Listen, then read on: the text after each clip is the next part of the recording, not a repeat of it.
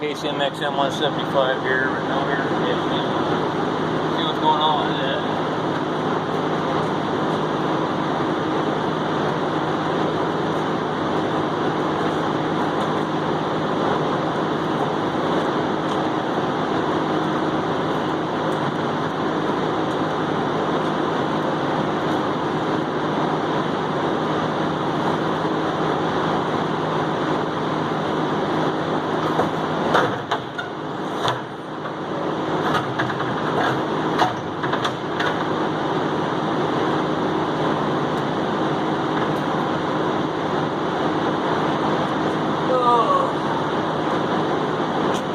I didn't hear the clutch kick on or anything in it.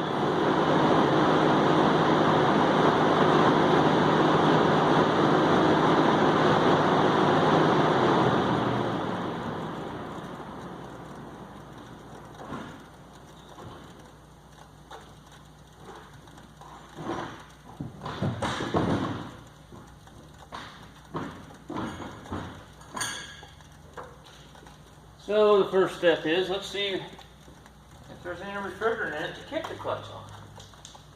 That's always be the good first step.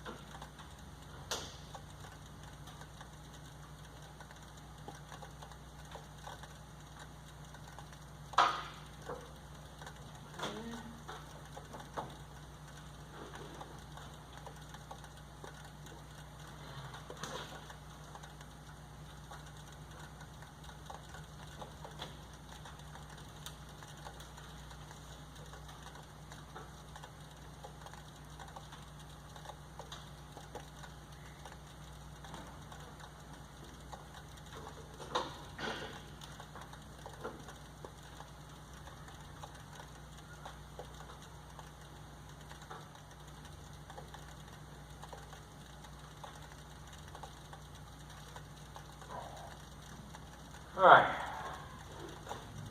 I think we're going to have plenty of refrigerant.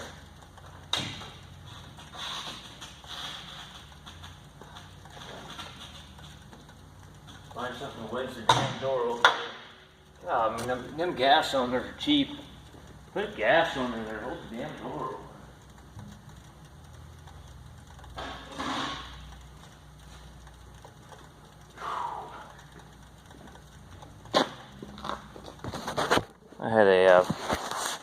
I had a MT865B Challenger yesterday. It broke a left front inside idler, and for any of those that you've ever done one of those, especially if they've got all the idler weights packed onto them, and you got to take the track part of the way off because there's not enough room between the frame and the track to get the idler out of there. So you got to get you basically got to take both sets of idlers apart so you can pull that and then detension the track and suck that cylinder back so you can get the track, just pull it part of the way off in the front. That way you can get that idler slid out of there. And I don't know, it was like 103 here, and I was dying doing that job. So it was kind of whooped me yesterday. See, and a lot of times when you're dealing with these air conditioner guys, just turn the key on. Turn your blower fan down. What I do is turn it down on low, that way it's not screaming. And now I turn the key on and see if I can hear my clutch kick in. I don't hear anything. Okay, so let's see what we got going on here. Start it up. Thermostatic slit, so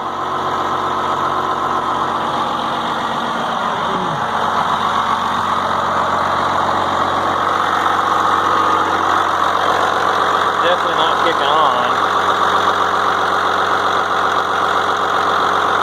I know I put this,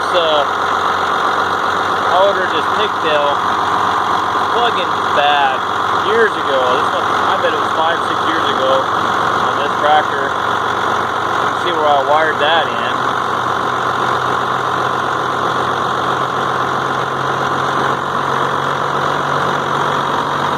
actually got enough refrigerant in the system, you know, it shouldn't be on low cutout or anything right now. So, okay, our clutch wire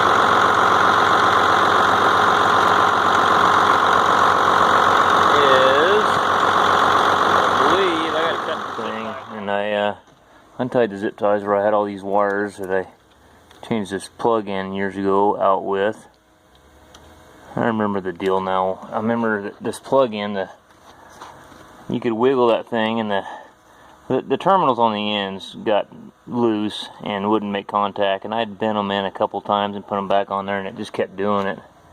So we ended up getting a different plug. I don't know where we got a plug somewhere, and as you can see, I wired it all in and zip tied them all together, but I have no power going to that pressure switch either. We have to zip the lid off the cab up here and check our thermostatic switch and check our fan blower switch, make sure it's powering up our the rest of this stuff here. So I'll show you what that's at on these. We got the lid off the cab here. We get all the dirt and crap blowing off the top of the evaporator plate here. When I first started working on these cases, tractors, these MXMs and MXs, they had these damn lids glued down, and I mean, they were a fight getting them off.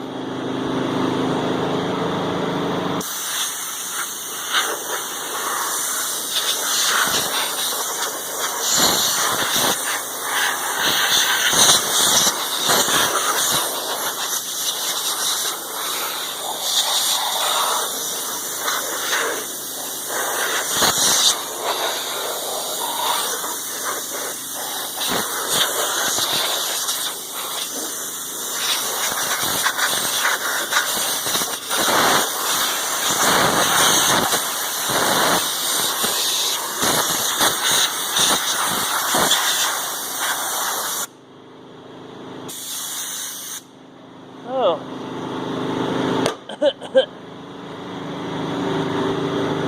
Alright, I gotta get in there and turn the key back on. What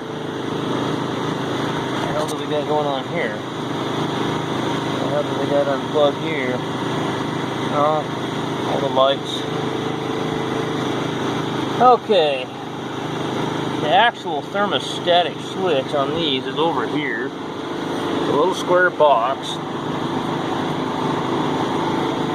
Right here. I've changed it once on this thing already. There's our pressure switch. That would be our low cutout. High cutout is right. I don't remember where the high cutout. Oh, it's down there. Down. We just looked at it. Here is the thermostatic switch here. Okay, let me go get my meter and we'll check this thing out. This guy's told me that the air conditioning was intermittent. Well, I got the blower fan on. It was on a minute ago. He said to me the air conditioning was intermittent. That it would work sometimes and sometimes it wouldn't work. Well, to me, if you're telling me the air conditioner's intermittent, that tells me that the air conditioner blows cold and then sometimes it doesn't blow cold. That's what that's telling me. Now, what I'm seeing is the fan blower motors may be intermittent, because they're not kicking on. So, yeah. Get your terminology right here, buddy. I guess a mechanic's terminology and a operator's terminology are different things. Alright, let's see what we got here. Yeah. That plug in right there in the center of your screen here. Right here, that's our fan blower motor switch, and there's no power anywhere going to it. So now we'll climb down here and we're going to pop the relay fuse panel out and see what if we got a fan blower relay or something getting hot on us and quitting, or what's going on here. Because remember, your fan, when your fan motor's on, your fan motor actually puts power back through your pressure switches and everything to your AC clutch also. So if the fan motor isn't working, nothing else is going to work either.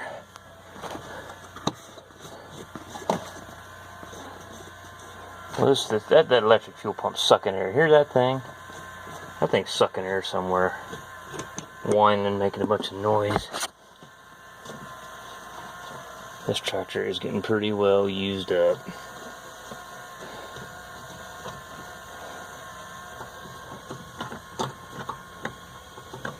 Remember when he bought these things brand new, they were nice tractors. But he's got a bunch of employees running them and they don't give a shit about them.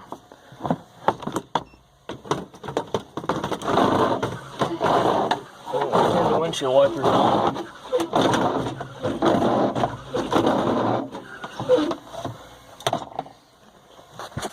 Okay.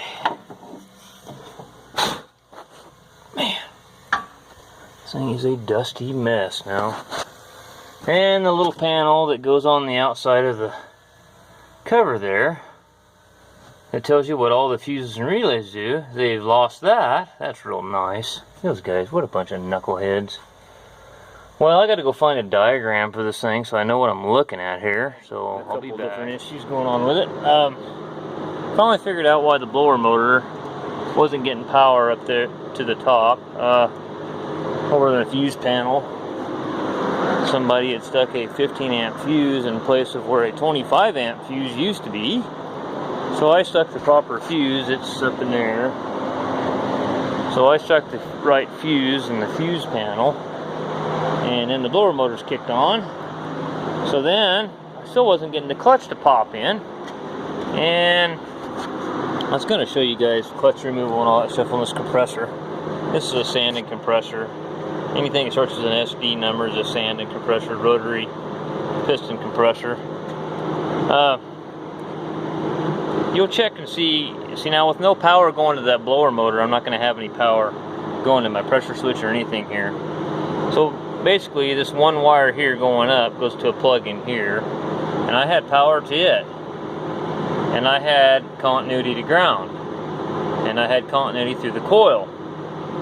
So I knew that my coil was good on my compressor. And I'm going to tell you something, guys, what happens on these compressors. That clutch on the end of this compressor will get worn down a little bit. It's like a clutch on your vehicle, except it's pretty much metal to metal on these things. The clutch is. So what you want to do is, I had this one here, I had to pop the compressor loose away from here to where I could get on it with my snap-on compressor removal tool, or clutch removal tool. So you pull this little dust cover off of here, and then you'll have your clutch plate, and it'll have a hold down nut on it, and you'll use a tool like oh, I bought this kit from Snap-on years ago. She's pretty dusty from riding around the service truck. It's an ACT 1300B, and this type of desanding compressors will all be, oh, you know what, actually I've got one over here. I can show you a little better anyway. On those sanding compressors, what you want to do is take your center nut off, and to hold that red handle tool you saw in the kit earlier has those 3 adjustable, you know, little tits that go in here, and they'll hold the clutch stationary while you back this off, this nut off, and then you got to get a, you know, that puller assembly on there and pull your clutch plate off, and then there'll be a, after you pull that clutch plate off, there'll be a snap ring holding the pulley on.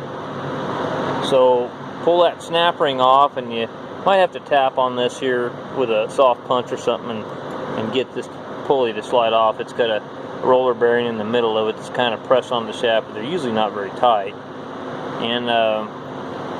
And then you can pull your coil off if you have to. But what I did on this one,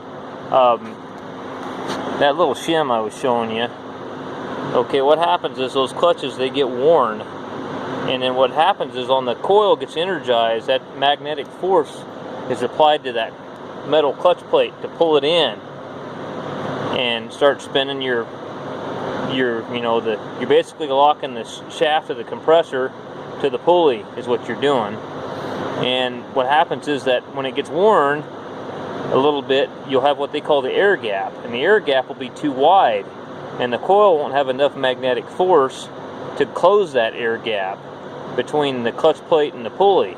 So just if you want to get a lot more time out of your compressor, I see guys changing these whole compressor, just take the clutch out. Sometimes they'll have like 2 or 3 of these shims on there. Sometimes they'll just have one. This one just had one shim. So I pulled that one shim off, which decreased my clutch gap. Probably, I don't know, 15 thousandths, 20 thousandths. And she works just fine now. So every time you turn the key on, you can hear the clutch kick in.